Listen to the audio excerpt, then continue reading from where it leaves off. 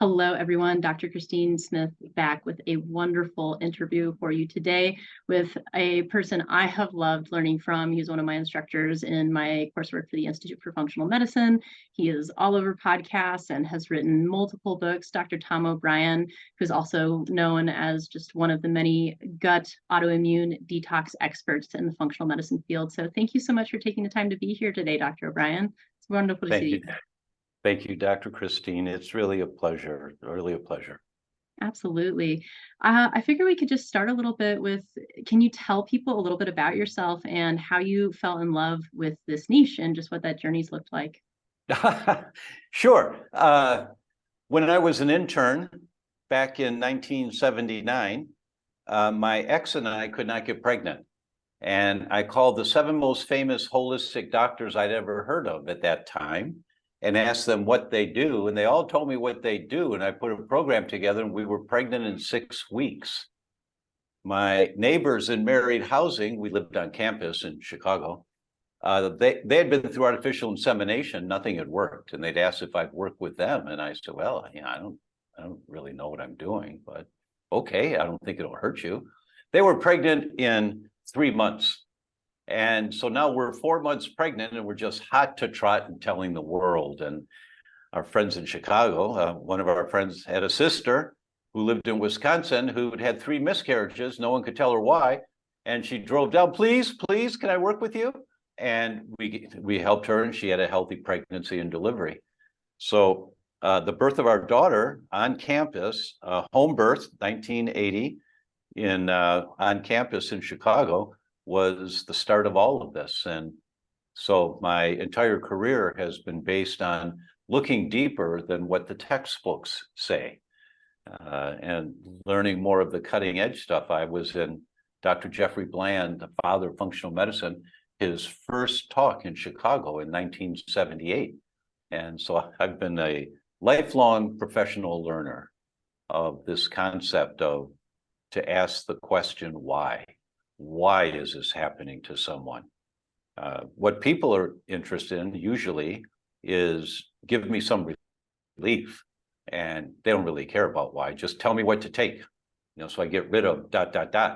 And that works until the next symptom comes and the next symptom, and eventually they realize, well, wait a minute, I need to go deeper than just having 5 medications in my medicine cabinet. Notice we don't call it a health cabinet, we call it a medicine cabinet.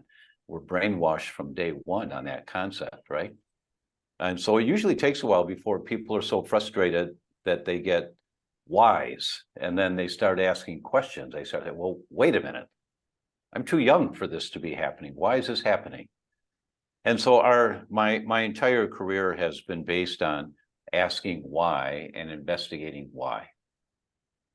I think that's the best question to ask. And, we can often know what to do, but you can't always know why you're doing it unless you understand where it's all coming from. So you also spoke recently about how toxins make enzymes not work correctly in your body and discuss them as your life force. And I think this is incredibly important, going back to your concept of the why, is why do different people need different things? Why do different conditions not all respond the same to the same treatment? And that is understanding what's happening behind everything. Can we discuss a little bit on the downstream effects of that and how this affects various organ systems in the body? Because I think that's exactly why you had success with the program that you were doing around pregnancy and life force and understanding those components. Yeah, that's exactly right. And what most people are unfamiliar with or not intimately familiar with, and they soon realize they need to become intimately familiar with, is the topic that this world is more toxic than ever before in history. That my generation growing up was the one that was the first ones that really were exposed to higher levels of chemicals and metals. I was born and raised in Detroit, and we lived across the river from the Rouge River Ford assembly line, at the time the largest assembly line in the world. And we were just across the river. So I'm riding my bicycle around the neighborhood in 1955, and there's no filters on the smokestacks, so I'm sucking all that in and not knowing it. And fast forward 40 years later, I'm 44 and doing triathlons quite regularly, and I was scoring in the top 10% of the 30 to 35-year-olds at 44. So, I'm like walking with pride, I'm a healthy guy. And all of a sudden I get diagnosed with an asymmetrical cataract, meaning in one eye only. And I said, what? That's an old person disease. What? Where'd that come from? Well, it just happens. And I knew enough to say, well, no, it doesn't just happen. There's a reason. But no one could tell me. And so I went to 3 ophthalmologists. No one could tell me.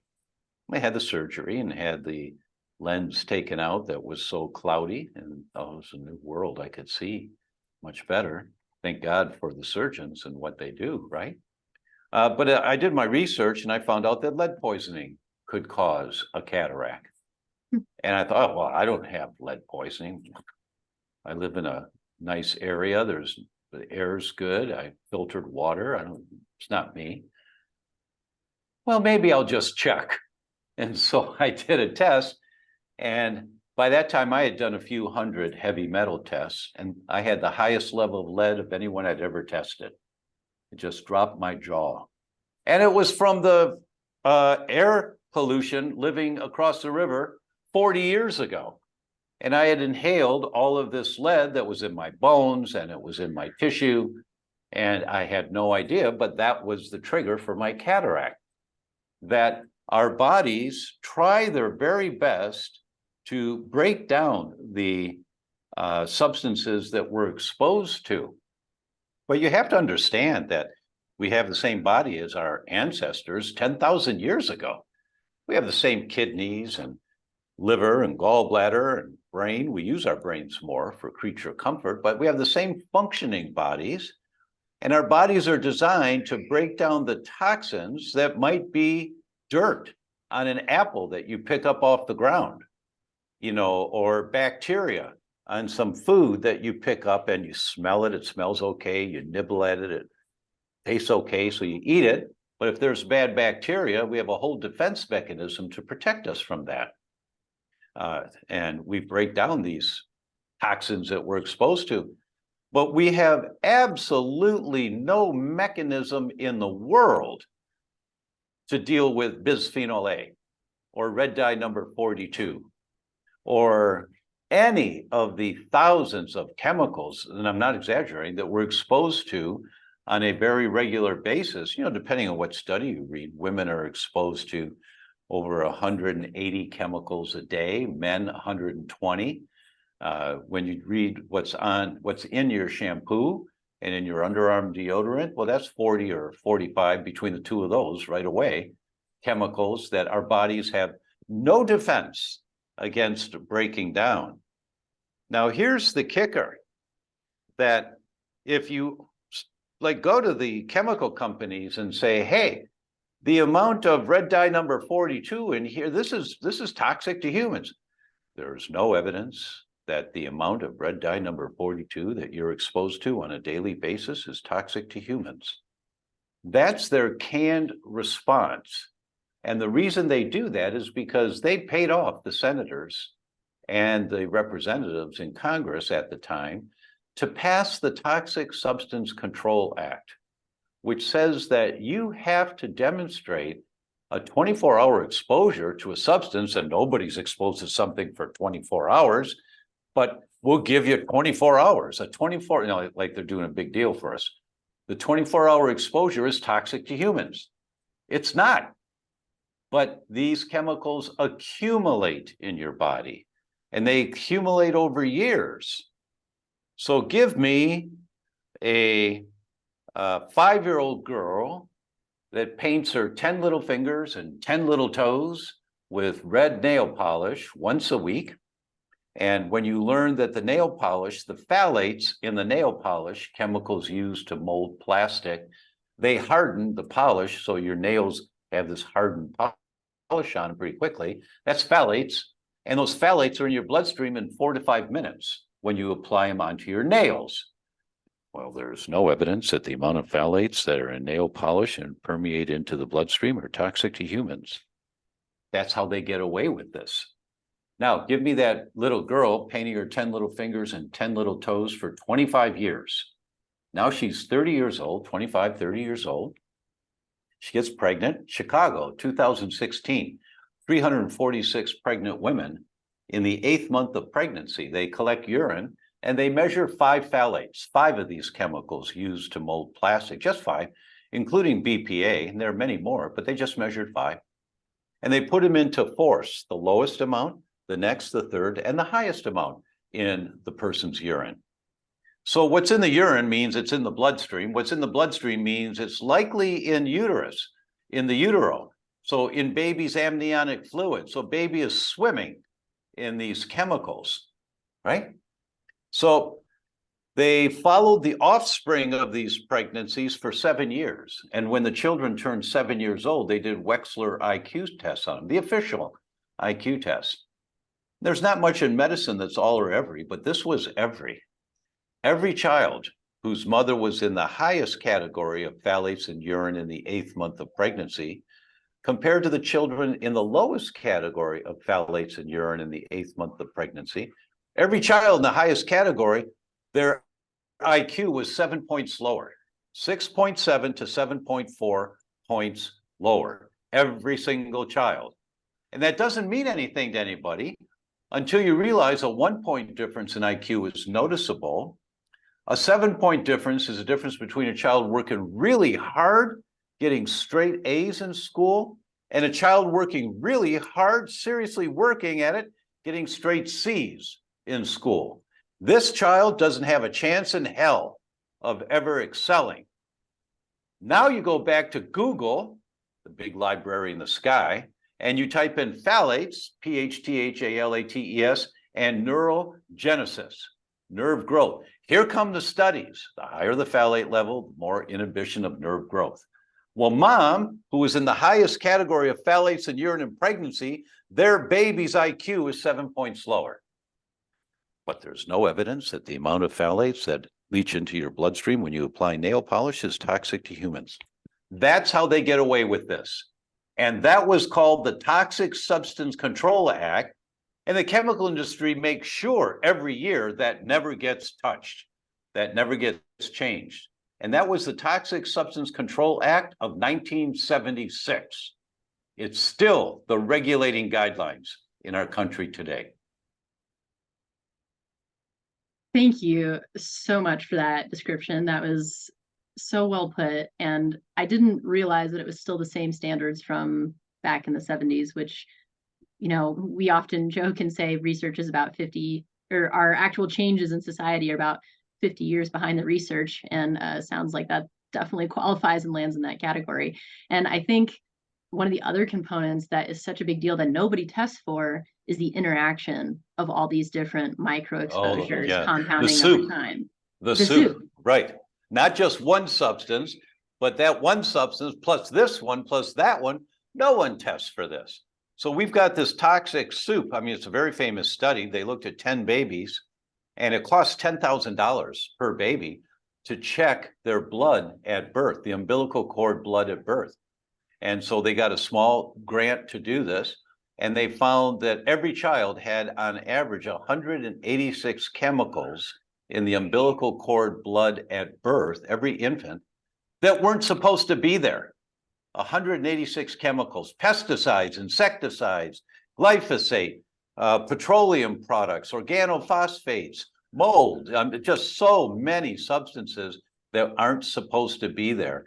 And that's what baby is growing in. Now you take, if you understand that the most sensitive tissue in the body, in the human body, is the fertilized egg, it has very little defense. Mom is supposed to be defending, protecting the fertilized egg. But listen to this study, and you understand why this is such a problem.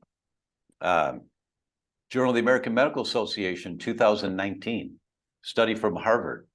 And the editors of the journal, They actually wrote, this is an elegant study using sophisticated biomarkers to demonstrate their point. Now, the editors of the Journal of the American Medical Association don't say that very often. They don't give a stamp of approval to a study like that, really flattering them, saying, boy, this is really elegant using sophisticated markers. But they did here. So that told me that it's not smart for me to really challenge this study. There seems to be a lot of evidence that they're right on the money. So what did they do? They looked at couples at assisted fertility centers, and they ruled out all of the possible features that had been identified previously that may affect the success or failure of assisted fertility. They ruled out obesity, they ruled out alcohol, they ruled out smoking, they ruled out socioeconomic class, they ruled out race. They ruled out every feature that they could think of and narrowed it down to one thing. How many servings of fruits and vegetables is mom eating a day? Okay, that sounds pretty interesting. Well, we all know the value of fruits and vegetables and all the good things in fruits and veg. The more color in your diet, the better. I mean, we've all heard that to some degree or another. It's true. It's really true. It's called the rainbow diet. It's critically important for health and vitality. So they took the amount of servings of fruits and vegetables, and they divided these people into fourths, the lowest number of servings, the next, the third, and the highest. And the results shocked them, completely shocked them, because we all know what the answer is supposed to be to that. The more fruits and vegetables you eat, the better. But what they found when looking at conventional fruits and vegetables, that caught you right there. You kind of turned your head. Oh, conventional. I know where he's going. You're absolutely right, because this is your field too. Those in the highest category of conventional serving or servings of conventional fruits and vegetables per day, compared to those in the lowest category, those in the highest category had 18% less likelihood of successful implantation. 18%. But if they did get pregnant, they had 26% less likelihood of a live birth. They lost the baby, miscarriage, or stillbirths. The more fruits and vegetables you eat, conventional, the worse the outcome. And that's like, what? What? I mean, that just completely shifts the paradigm. And you say, well, some community college study. No, this is Harvard. And the editors of the Journal of the American Medical Association said this is an elegant study using sophisticated biomarkers to prove their point. You can't argue with the study. Now, they did one more thing. They found a group within that cohort that was eating organic. So they separated them out into fourths, and the results were the complete opposite. The more servings of fruits and vegetables you eat, the greater the success rate for implantation and for a successful, live, healthy birth. And here's the really good news in all of that. Those that ate organic fruits and vegetables 3 times a week, not 21 times a week, 3 times a week qualified for the category organic. So that's all it took, because they think probably if you're doing organic 3 times a week, you're trying to live a healthier life. You're being conscious of what you're putting in there more often than not. But that is a jaw-dropping study, and it's because never before in history have we been exposed to so much toxic chemicals on a daily basis. It's the flame retardant chemicals in the gear that you sleep in, and that on the sheets that you pull over you and the blankets, the flame retardant chemicals that outgas for years if you're not using organic cotton or wool. It's the formaldehyde in the particle board furniture if the nightstand next to the bed is not solid wood, or the kitchen cabinets are not solid wood if they're press board. They're soaked in formaldehyde that's outgassed. Now, there's no evidence that the amount of formaldehyde that outgasses out of furniture is toxic to humans. And that's how they get away with this. And we are being exposed. Just look around the room that you're in right now, or look at your car. If you're driving in your car listening to this, Just look at what you're surrounded by that is outgassing. The flame retardant chemicals on your sofa, the stain removing chemicals on the chair at your desk, the pledge varnish on your table that your computer's sitting on. All of that stuff is outgassing. And we think that's normal. And it's fine because I can't smell it because we drank the Kool-Aid. We believe them. Well, there's no evidence that the amount of flame retardant chemicals in your bedroom is toxic to humans. We bought the Kool-Aid. And the result of that is inside our bodies, there are more toxins than ever before in history. There's a test called the total toxic burden that is extremely accurate and extremely effective. And a couple of my friends that are still in clinical practice and they have 2-year, 3-year waiting lists. They're very busy doing functional medicine. You know, I see one patient every 2 weeks online, and I just act like a Sherlock Holmes to help figure out what's going on for them because I travel the world teaching this stuff. It's what I do. I leave in 2 days for Rome.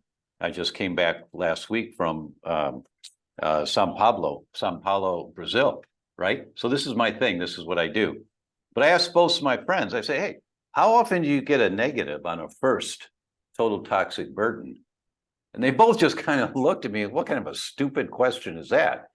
Never, never. Everyone is loaded with these toxins activating your immune system. Now, the underlying mechanism in the development of every single disease,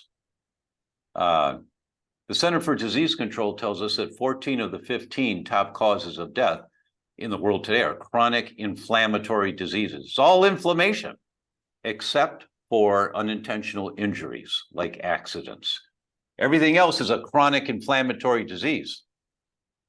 And it's this low-grade chronic inflammation that's under the surface for years. When you feel fine, you don't have any immobilizing symptoms. I feel fine. And you feel fine, but you've got this low-grade inflammation because your immune system is trying to protect you. Your immune system is just the armed forces in your body. It's just there to protect you. There's an Army, a Navy, an Air Force, a Marines, a Coast Guard. We call them IgA, IgG, IgE, IgM, cytokines. They're just branches of the armed forces to protect you. What the hell are they trying to protect you from? That's the bottom line. That's right. That's right. And no one is looking at this. No one is asking this question. So that's my vision and my passion right now is to bring this up on every stage that I'm on, to just start asking the question, how am I fueling inflammation in my body right now? I'll pause now. No, that was amazing. Like, I could not agree more. And I love that you brought this up because the way that I essentially teach people about it is that we have 3 types of injuries that we can have, right? Physical, chemical, and mental. And people forget that stress can actually be a component of getting permeability in your tissues. And then these toxins leaking into your system and creating subclinical levels of endotoxemia, whether that be, well, exotoxemia if it's from an outside toxin, or endotoxemia if it's from your gut. And also the disturbance of the microbiome that these chemicals cause, which I think is another huge component that you and I both talk about that I think is so important. And, you know, everything from understanding why gluten is a factor in leaky gut, one of many, but also how shifting your diet around, trying to move out of a gluten-free diet, but still eating a bunch of processed stuff isn't necessarily the answer. And then when you don't have the nutrients because you are eating processed foods, you also don't have the building blocks to run your detox pathways properly, to be able to eliminate the toxins that are coming in addition to the nutrient poor food that we're dealing with these days. So if we kind of dove into a little bit about how to detox and how to think about these things, because I know, like, you know, talking about the toxic burden of the world can be really stressful for people, but also, like, we have to be aware of it and know about it. Well, deal with it. Just deal with it. Oh, it's so stressful. I don't want to know. Deal with it. Or else you're going to get diagnosed with Hashimoto's thyroid disease, or gluten sensitivity and psoriasis, or hair loss, or skin problems. You know, if you bury your head in the sand, then you know you'll eventually get whatever you're going to get. Unfortunately, it's happening at such earlier ages now than ever before in history. We don't have a lot of time to think that, well, I feel fine. Maybe I'll look at that later. You don't have later. I can promise you. My friends they never get a normal total toxic burden back, ever, on a first test. Later, it better come back more normal or closer to normal. It better.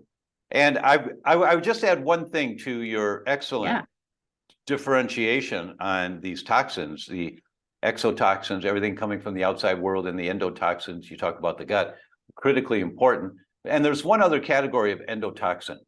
It's all of the chemicals you've been exposed to that your body couldn't get rid of that are in your bones and in your brain cells and in your muscles and in your kidneys and in your liver. That endotoxin is what's triggering the constant low-grade inflammation that's tearing your tissue down, little bit at a time. That's why doing the endotoxin test is so critically important. Absolutely. You also referenced the about wheat and about gluten, and it's really interesting. You know, if you know the science of this, it just makes perfect sense. This comes from Alessio Fasano, Professor Fasano at Harvard, who is a professor of medicine, Harvard Medical School, a professor of nutrition, Harvard School of Public Health, the chief of pediatric gastroenterology at Mass General at Harvard, the director of the mucosal immunology at Harvard. That's the lining of your lungs, the lining of your gut, the lining of your brain. The director of the Celiac Research Center. 5 titles this guy has. Any one title is a lifelong goal for someone at the top of their game. He's got 5. This is the guy, he and his team identified the mechanism by which leaky gut occurs in 1997. They identified the protein zonulin as what opens the space between the cells that we call leaky gut. And they've been writing about it ever since. And he's got over 300 papers now in the medical literature. You know, there'll be 5 or 6 or 7 authors on a paper, and the last one, Alessio Fasano, meaning he's overseeing all of it. And he's always so careful about what he says, always, because he knows he can be misquoted pretty easily. He wrote this paper himself, no other authors. And I tell you all that background to get a sense of, here's a guy, one of the smartest in the world in terms of healthcare, with all of these titles, and he wrote this paper by himself. All disease begins in the leaky gut. The role of zonulin in the development of chronic inflammatory diseases. Now, 14 of the 15 top causes of death are chronic inflammatory diseases. And here we have one of the greats in the world of education, health education, telling us all disease begins in the leaky gut. And if you can absorb this message, it changes your paradigm of how to live life. Because you reference the gut with endotoxin coming from there. Absolutely. We know 36% of all the small molecules in the bloodstream are the exhaust of the microbiome. It's the metabolites of the microbiome. That means the short chain fatty acids, the DNA metabolites, some fats. They're all exhaust. I call it the exhaust of the microbiome in the gut. That makes over 1/3 of all the small molecules in your bloodstream. Well, why? Why would we have that in every human? Why? That's normal in every human. Why is that normal? It's because that exhaust from the bacteria are the messengers in the bloodstream. The blood goes everywhere. They're the messengers that activate your genes through your entire body. So are you active? And genes operate on dimmer switches. They don't operate on on-off switches. They operate on dimmer switches. And so are you turning up the genes of inflammation in your kidney or in your eyes Or are you turning up the genes of anti-inflammation in your kidneys, in your eyes, in your skin, in your hair follicles, in your thyroid? Which genes are dominant? That's determined by the microbiome. Because if you have too many bad guys in the microbiome, that's called dysbiosis. Now the exhaust of that microbiome is full of these bad guys, and they're messaging, it's like tough guys walking down the street. You always want to walk to the other side of the street when you see some jerk that's trying to be a tough guy.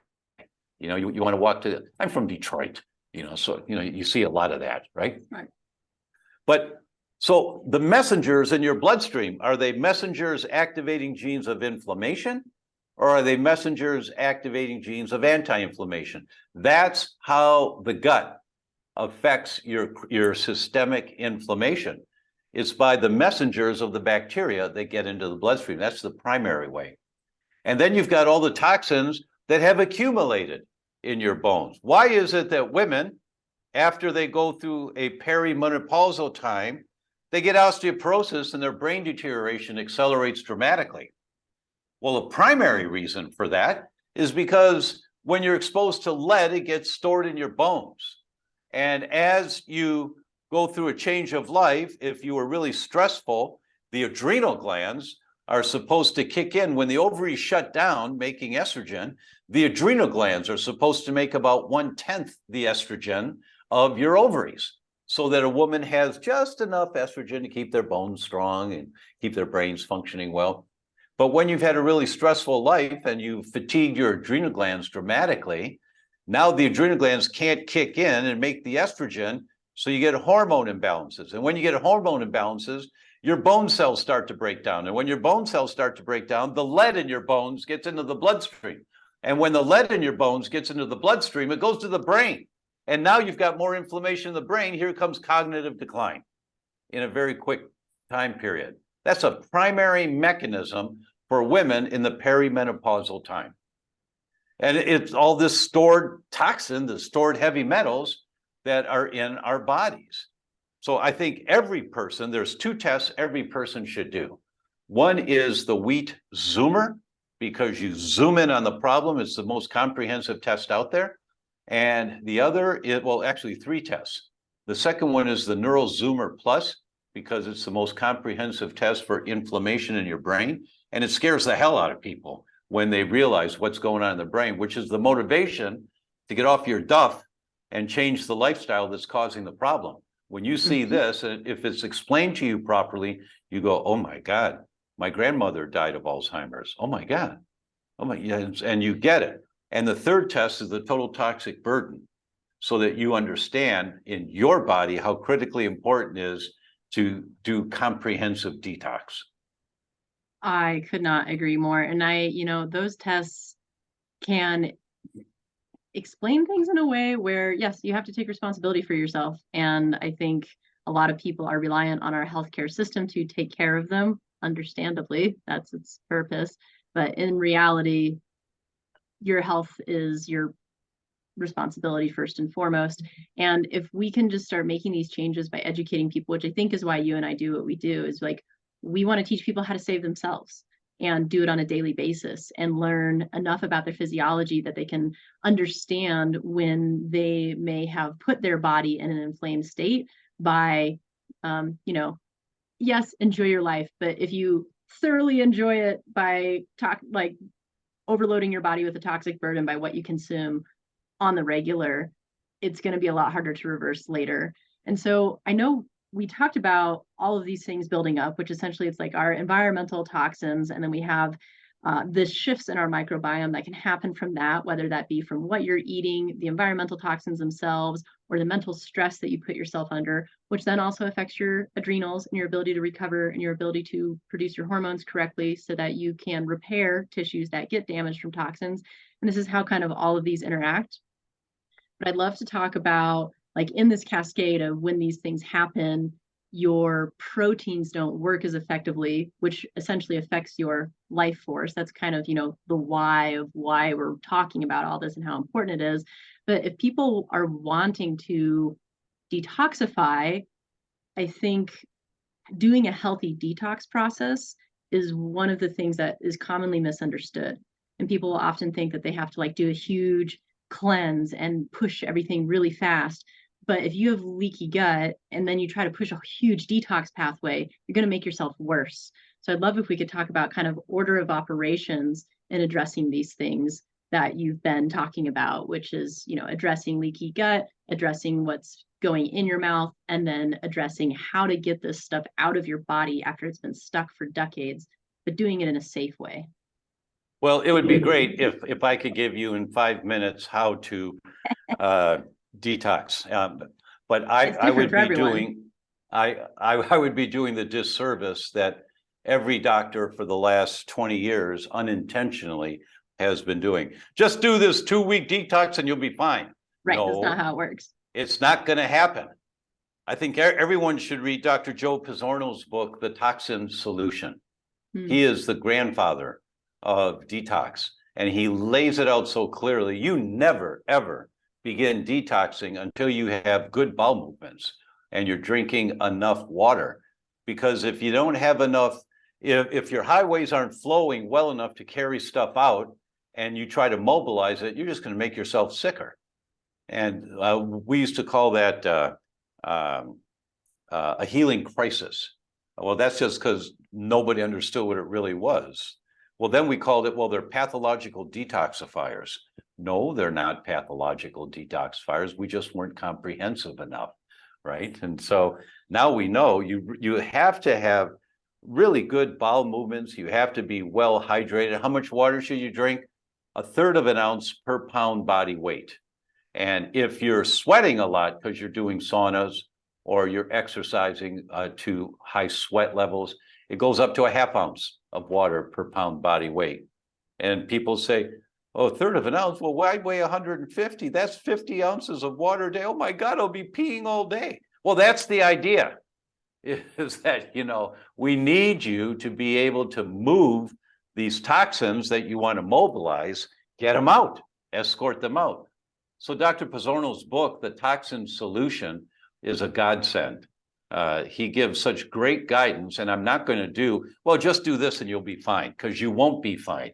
You'll be fine for a little while, and then you'll get sick with something else because you mobilized in an inaccurate way or an incomplete way. And we have to rebuild the microbiome, and that's a component of detox, and that gets skipped a lot too. And you can't skip it because all disease begins in the gut. I mean, that's what they're teaching now at Harvard Medical School. You just can't argue with this logic. When you read the science, you always have to include these basic principles for any health condition that you might have. It doesn't matter what the health condition is. Professor Yehuda Schonfeld from Tel Aviv, Israel, is considered the godfather of autoimmunity. And to give you a sense of this guy, he's had many, many people, MDs, who come back to get their PhD in immunology from Tel Aviv University, from his department. Many, but 26 of them, and my last interview with him, which was 2 years ago, 26 of them chair departments of immunology in med schools and hospitals around the world. They're his students. This is the godfather. He just published a paper in March of last year of the benefits of a gluten-free diet in non-celiac autoimmune diseases. And this is the godfather.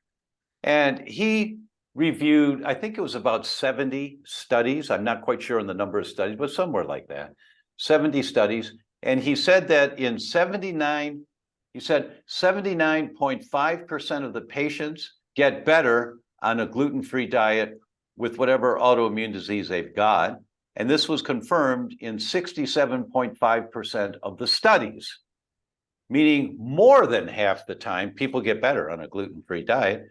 And more than half the studies, 67.5% of them, confirm that, yeah, this really works. We're not sure why, but people get better, their symptoms go down. And for the autoimmune diseases, there were 26 different autoimmune diseases he looked at. They all get better, sometimes on a gluten-free diet. So when I talk about that study, I say so doctor, which patient are you not going to test? You just have to accurately test to see, is their immune system, the armed forces trying to protect you, is the immune system fighting wheat? And if so, and that test is the wheat zoomer, because you zoom in on the problem. You just have to check. And I've had 2 normals come back now in, let's see, the test came out in January of 2016. So that's about 7 years. I've had 2 normals come back on a first test in 7 years. Almost everyone, their immune system's fighting wheat. And now I'm going to tell you the reason why that is and why it's not other foods. It's not soy, not egg, not dairy, not lectins, wheat. Why? Mrs. Patient, in your gut, right where food comes out of the stomach into the first part of the intestine, and that's where you absorb nutrients into the bloodstream through the walls of the intestine, is in the small intestine and in the large intestine. So the stomach, you're pretty safe there. But as soon as food comes out of the stomach into the intestine, you have sentries standing guard there. And I think of the soldiers at Buckingham Palace, those guys with the big hats, right? They look dormant. They're just standing there with nothing to do, but don't mess with those guys. You don't mess with those guys. And those sentries standing guard in the first part of the small intestine are called toll-like receptors.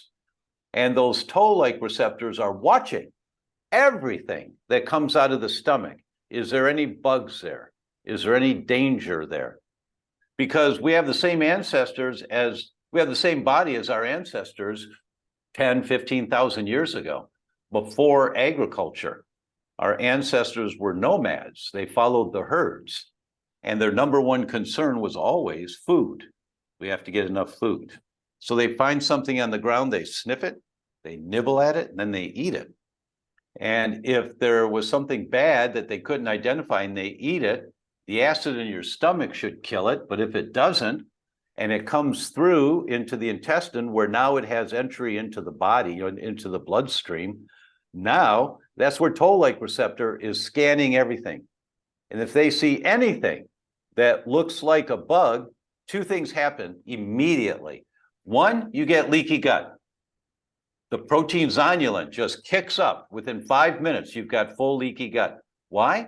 Because when you get leaky gut and the cells open up a little bit, water comes from the body into the inside of the tube of the intestines to wash the bug out with the poop.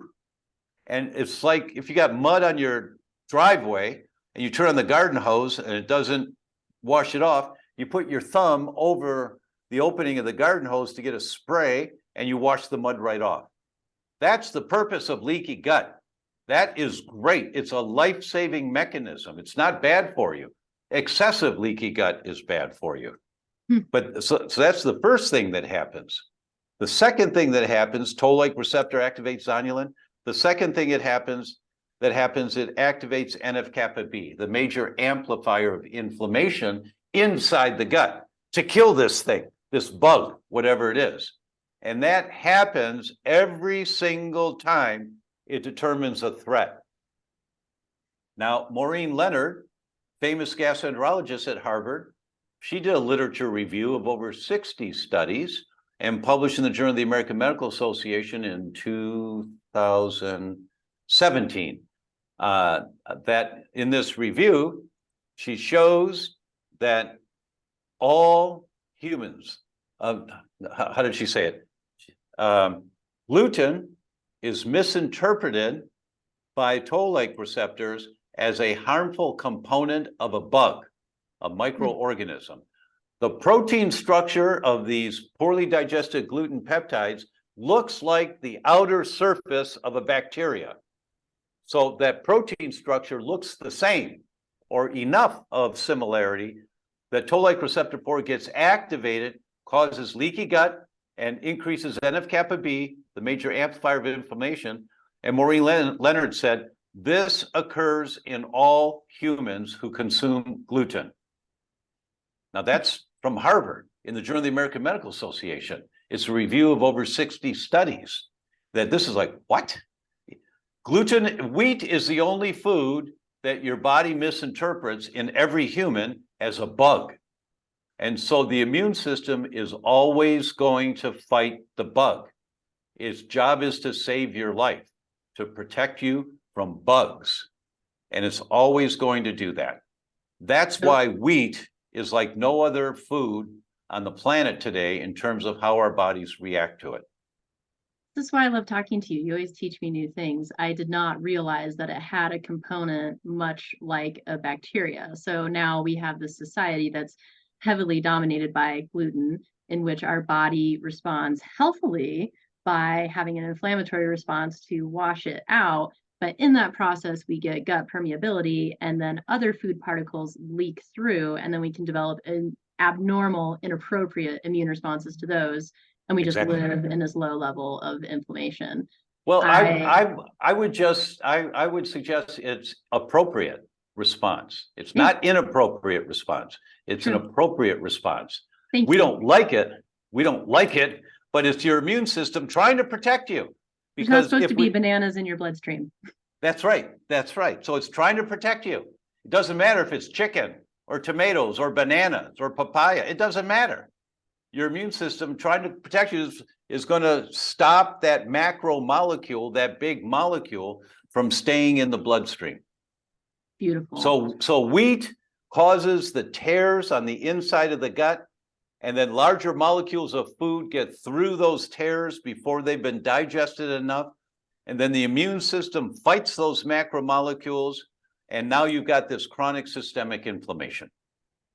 And that is the beginning of all disease and autoimmune, and your immune system being overreactive, and then accidentally attacking self and all of those components. So we That's talked right. kind of about the toxin component, everything from the outside, what's happening on the inside, what we can do with food. And then, stress, I think people forget, can also contribute to the same inflammatory cascade, because I consider stress a mental injury, just like a physical injury or a chemical injury. And when we deal with that, it contributes to basically what's called your overall allostatic load, which is like how much stress from the mental, chemical, physical areas can your body handle. And so one of the things I love to go over with people is, what is the most important component of healing? And I think a piece of the answer is that it's a little different for everybody. But I would love to ask you this question, just from your years of experience, is like, what do you think is the most important piece of healing?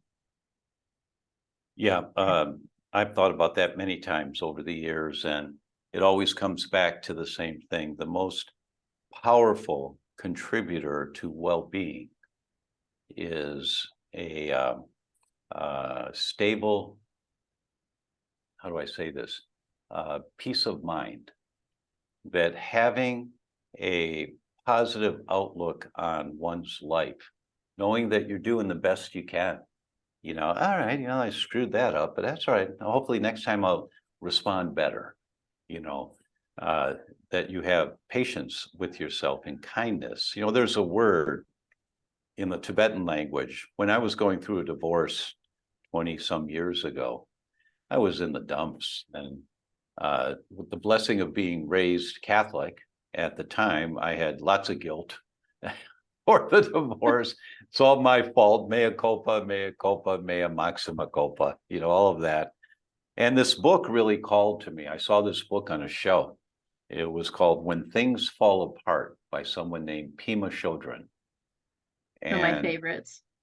She talked about a term in there, Maitri. I think I'm pronouncing it correctly, Maitri.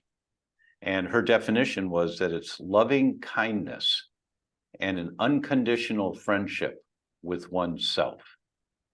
And I thought, wow, I don't think I've ever been friends with myself. And I certainly have never been kind to myself. What the hell does that mean? How do I be kind to myself? Are you trying to hurt other people? No. Are you trying to be the best that you can be? Yeah. Then you're doing your best. I mean, that's bottom line, right? And so it was such a revelation that I was blessed to be able at the time to purchase one of 125 handmade Harley Davidsons from the factory. It was the largest Harley they'd ever made, the fastest. It was called the Screaming Eagle. And I have one of the original Screaming Eagles, and the license plate on it is Maitri. loving Aw. kindness, and an unconditional friendship with oneself, so it's nice yin yang balance. But to your question, being kind to yourself and knowing that you're giving it your best shot, I mean, the best that you can, and always avoiding, never hurting people, never disrupting someone and hurting them, and being kind to yourself. And I tell doctors all the time, stop being nice. You don't want to be nice. Being nice means, well, Miss Patient, be okay if you did that. It would be a good idea. And they say, well, doc, maybe I'll go on a low gluten diet. You say, well, I guess that's better than none. And when you know very well it's not, and it's not going to help them, but you're being nice because you don't want to upset the patient. You don't want them to leave you and go find somebody else. And all the yabba, yabba, yabba that goes on in your brain.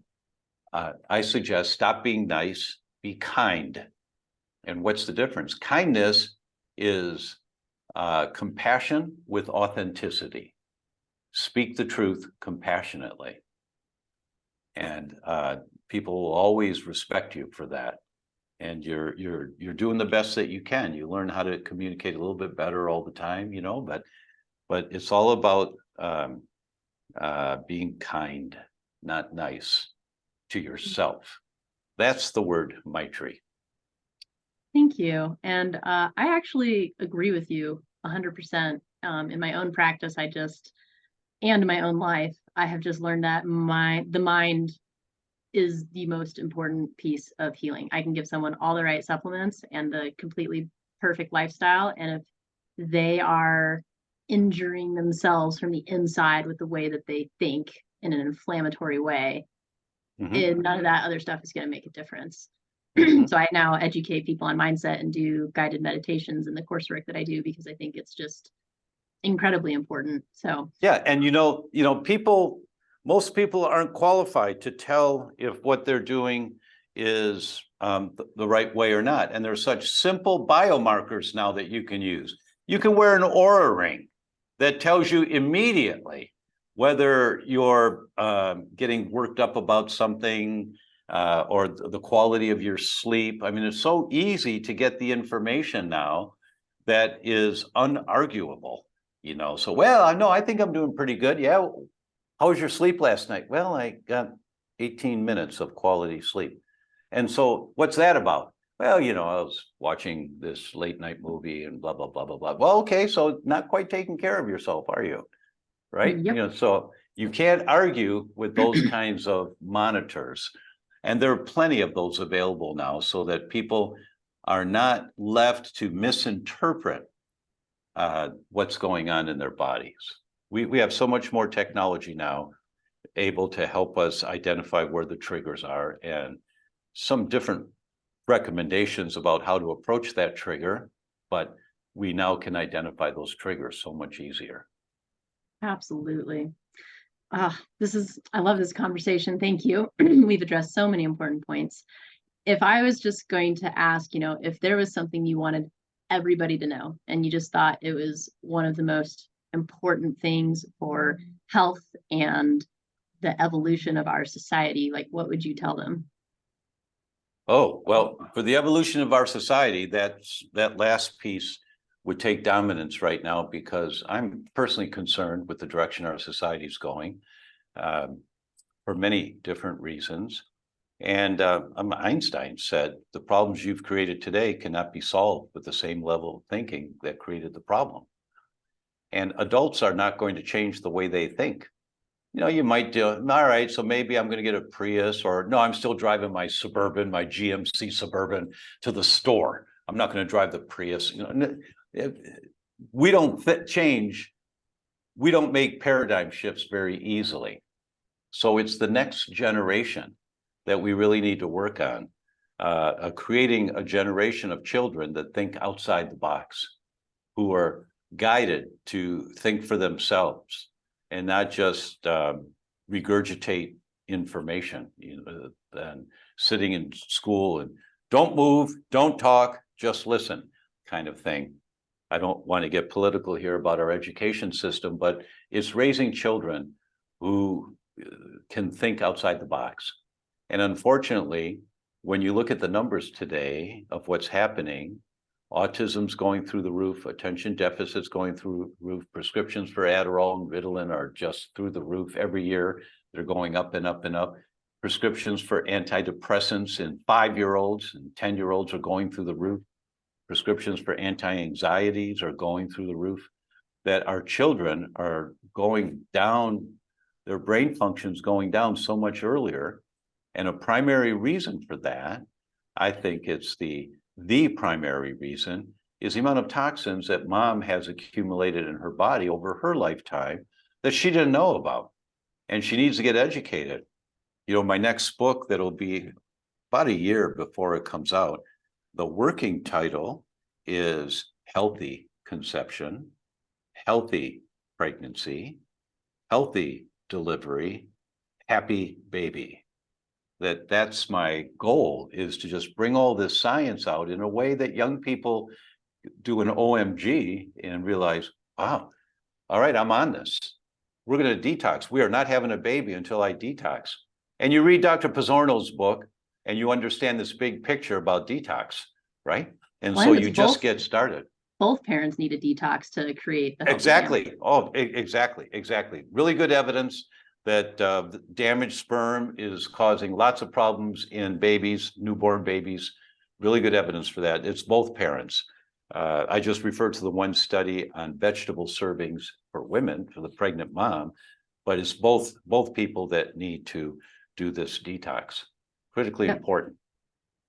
And this is a topic that many don't like, but I'm sorry, it seems it comes up to say it here. And that is, when a man ejaculates inside a woman, millions of bacteria and sperm are injected. They don't go away. Some of them hang around. So you change that environment. You need to detox completely before you get pregnant. It's critically important to do that so that your future baby has the best shot in the world of being optimally healthy and vibrant and dynamic to, in my opinion, to save the planet. We need an army of these children that think outside the box. Absolutely. And for anyone listening, like, this can look different for different people. Some people you need to address cellular health. Some people you need to address the gut health. Some people you need to address metabolism and blood sugar. Some people you need to address hormones. Some people you need to address all of it. And the order changes depending on what's most pertinent for you. So this is where working with practitioners can be incredibly important, but it can also be, you know, this mental journey that you go on together to create the family that you've always wanted, and you're just doing it in a really conscious way. And I think it can actually be a really beautiful experience when you look at it with the right mindset, because coming back to that most important component of healing, if you go into something thinking of it as a healthy journey and trusting in the innate intelligence of your body, rather than living in a victim mode of feeling poisoned by the world and being really stressed out about that, and instead feeling empowered by the knowledge that we've shared with you today, I think that's a much healthier and happier way to address these types of things. And, you know, Dr. Obryan, I know you've written so many books, from the autoimmune fix to You Can Fix Your Brain, to doing a documentary series called the Betrayal series, the autoimmune disease solution they're not telling you, the Gluten Summit, the Human Longevity Project. And we actually got to do a docuseries together, the Strange Pain one. So that was fun. But with all of these resources, if people, you know, wanted to learn more, or any other things that you'd want to tell them, where would you direct them? Oh, thank you. Our website is thedr.com, thedoctor.com. Just don't spell the word doctor out. There are videos, handouts, books. I'll give you one pearl.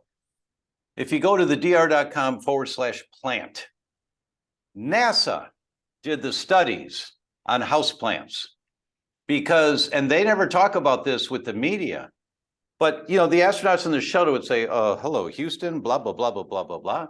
And Houston would say, hello, shuttle, can you repeat that, please? Blah, blah, blah, blah, blah, blah, blah. And at Houston, they just looked at each other and would say, what? That the astronauts were going loopy in space. They didn't know why. And they came back down, and what they found out, it was the phthalates in the air inside the space shuttle. There were so many toxins in the air that they had never taken into account. So NASA financed the studies to look at houseplants and how they detoxify the air. So if you go to my website, thedr.com/plant, there's the study from NASA, and I made a handout with the pictures of the plants and what toxins they absorb. And if you put 2 6-inch houseplants in a 10 by 10 room, it absorbs 74% of the toxins in the air. So you put them in your baby's room and in every room of your house. If you have 6 rooms in your house, you go buy 15 houseplants. You know, the little ones. You say, well, I don't have a green thumb, they're going to die. Then you buy more. The idea is that you are absorbing the toxins so they're not going up your nose directly to your brain, causing inflammation in the brain. You know, 60 to 65% of all Alzheimer's, there's 5 types of Alzheimer's. 60 to 65% of them are inhalation Alzheimer's. It's what you breathe in that's causing the inflammation, killing off brain cells in your memory center, in the hippocampus. So you put houseplants in every single room of your house. I just want to ask you more questions about the neurodegenerative aspect of things now. That was a very future date. A future date. So you guys can look forward to that. Thank you so much for taking the time to do this today and for sharing your wisdom. And I can't wait to share this with everybody else. So yeah, just thank you. And for anybody wanting to learn more, a reminder, you can go to thedoctor.com, just the word dr.com. And yeah, thank you, Dr. Obryan. And I look forward to speaking with you again soon. Thank you so much.